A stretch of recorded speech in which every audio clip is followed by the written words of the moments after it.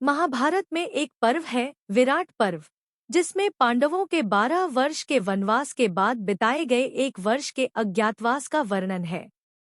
ये समय पांडवों ने द्रौपदी सहित विराटराज के राज्य में बिताया था।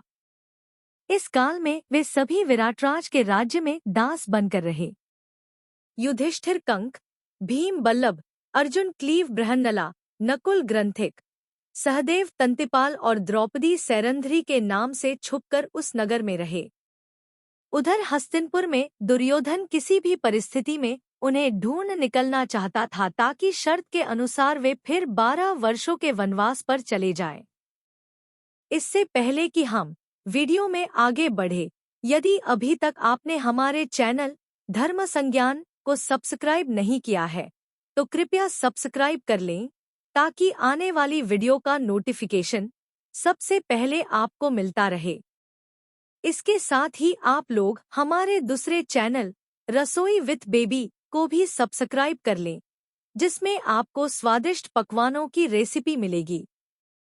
इसी बीच विराटराज के साले कीचक की नज़र सैरंध्री रूपी द्रौपदी पर पड़ी और वो उसे पाने को आतुर हो गया। द्रौपदी की रक्षा के लिए भीम ने कीचक का वध कर दिया। कीचक बहुत बलवान था और उसका वध करना केवल भीष्म, द्रोण, बलराम, कर्ण, दुर्योधन और भीम के लिए ही संभव था। इसीलिए दुर्योधन को ये समझ आ गया कि हो ना हो कीचक का वध भीम ने ही किया है। तो उसका अज्ञातवास भंग करने के लिए पहले दुर्योधन ने सुशर्मा को विराट पर आक्रमण करने को कहा और जब अर्जुन को छोड़कर शेष पांडव युद्ध करने को गए, दुर्योधन ने भीष्म के नेतृत्व में दूसरी ओर से विराट पर आक्रमण कर दिया। ऐसी परिस्थिति में विराट का छोटा बेटा उत्तर सबके सामने अपनी वीरता का ढिंढोरा पीटता हुआ अकेला उनसे युद्ध करने को चला गया। अर्जुन जानता था कि वो उनके सामने एक क्षण भी नहीं टिक सकता, इसीलिए वो भी उत्तर का सारथी बन युद्ध को चला गया। उधर रणक्षेत्र में पहुंचकर जब उत्तर ने हस्तिनापुर की सेना देखी तो मारे भय के भाग निकला। अर्जुन ने उसे पकड़ा और उसे समझाया कि इस प्रकार भागना क्षत्रियों को शोभा नहीं देता। इस पर उत्तर ने पूछा कि जिस सेना में द्रोण, कर्ण, दुर्योधन और अश्वत्थामा जैसे वीर हैं और जिसका संचालन स्वयं गंगापुत्र भीष्म कर रहे हैं, उसे किस प्रकार परास्त किया जा सकता है। इस पर बृहन्नला रूपी अर्जुन उसे अपने अस्त्र शस्त्रों के पास ले गया और उसे सत्य बताया कि वही अर्जुन है। जब उत्तर की शंका दूर हुई तो वो अर्जुन का सारथी बनकर अर्जुन को वापस रणक्षेत्र में ले आया। इस प्रकार अर्जुन को रणक्षेत्र में आया देख दोनों ओर से युद्ध की घोषणा कर दी गई और अर्जुन का एक एक कर सबसे द्वंद्व प्रारंभ हो गया। दुःशासन, दुर्योधन तो खैर धनुर्युद्ध में अर्जुन के सामने क्या टिक पाते।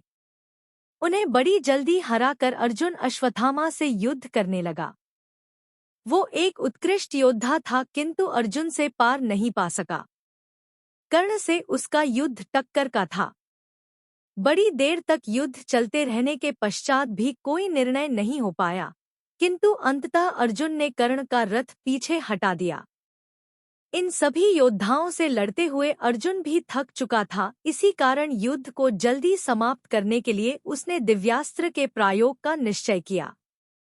अर्जुन ने वहां उपस्थित सभी योद्धाओं पर सम्मोहनास्त्र का प्रयोग किया, जिससे कुछ समय के लिए सभी की चेतना जाती रही।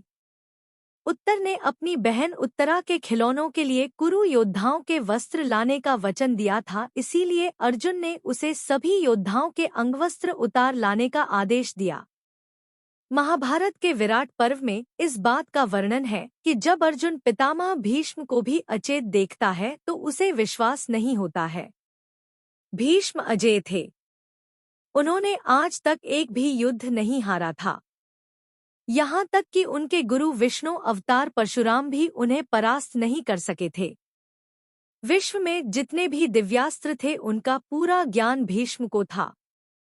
इसीलिए उत्तर को कौरव सेना की ओर भेजते हुए अर्जुन कहते हैं कि हे उत्तर, तुम जाकर दुर्योधन के लाल, कर्ण के गुलाबी, दुःशासन के काले और अश्वत्थामा के नीले अंगवस्त्र ले आओ।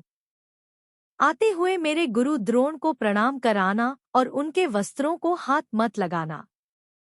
किंतु तुम पितामह भीष्म के निकट मत जाना। मेरे बाण उन्हें मूर्छित नहीं कर सकते। मुझे विश्वास नहीं है कि संसार का कोई भी दिव्यास्त्र उन्हें अचेत कर सकता है। जिस योद्धा को भगवान परशुराम भी परास्त ना कर सके और जिन्हें ब्रह्मास्त्र सहित संसार के समस्त दिव्यास्त्रों और उसके अतिरिक्त प्रस्वापास्त्र का भी ज्ञान है, उन्हें एक साधारण सा सम्मोहनास्त्र अचेत नहीं कर सकता है। मुझे लगता है कि मेरे प्रति उनके प्रेम के कारण वे अचेत होने का स्वांग कर रहे हैं। भगवान रुद्र के अतिरिक्त उन्हें और कोई परास्त नहीं कर सकता। अगर वे क्रोध में युद्ध कर रहे हों तो स्वयं देवराज इंद्र से पराजित नहीं हो सकते, तो फिर मेरी शक्ति उनके आगे क्या है। उसके बाद उत्तर अर्जुन की आज्ञा अनुसार भीष्म और द्रोण के अतिरिक्त अन्य प्रमुख योद्धाओं के अंगवस्त्र ले आता है और प्रार्थना करता है कि अर्जुन उन सब का वध कर दे, किंतु अर्जुन निःशस्त्र योद्धाओं की हत्या करने से मना कर देते हैं। थोड़ी देर बाद जब सबकी मूर्छा दूर होती है तो दुर्योधन भीष्म से कहता है कि पांडवों का अज्ञातवास भंग हो गया है। इस पर भीष्म कहते हैं कि उनका अज्ञातवास आज से 1 माह पूर्व ही समाप्त हो गया था। किंतु दुर्योधन के ना मानने पर आगे की कथा सबको पता ही है। महाभारत के भीष्म पर्व में भी इसका विवरण है। यहाँ तक कि जब महाभारत में अर्जुन शिखंडी की आड़ लेकर भीष्म को धराशायी करते हैं, तो उस समय भी अर्जुन अपने आप को धिक्कारते हैं, पर भीष्म कहते हैं कि जिस प्रकार तुमने विराट युद्ध में मुझे परास्त कर दिया था, उसी प्रकार इस युद्ध में भी तुमने मुझे परास्त कर दिया। जिस प्रकार मड़की के बच्चे अपनी माता के शरीर को चीर कर बाहर आते हैं, उसी प्रकार तुमने भी मेरे शरीर को छलनी कर दिया है। तुम्हारा ये युद्ध धर्म के लिए है, और अगर तुमने मुझे छल से मारा भी है तो भी वो छल धर्म ही है। इसीलिए तुम मेरे पतन पर शोक मत करो। ऐसे महान विभूति को हमारा नमन। यदि आपको यह वीडियो पसंद आई हो तो कृपया कमेंट करें, लाइक करें और साथ ही वीडियो को आगे शेयर भी करें। इसके साथ ही आप लोग हमारे दूसरे चैनल रसोई विथ बेबी को भी सब्सक्राइब कर लें, जिसमें आपको स्वादिष्ट पकवानों की रेसिपी मिलेगी।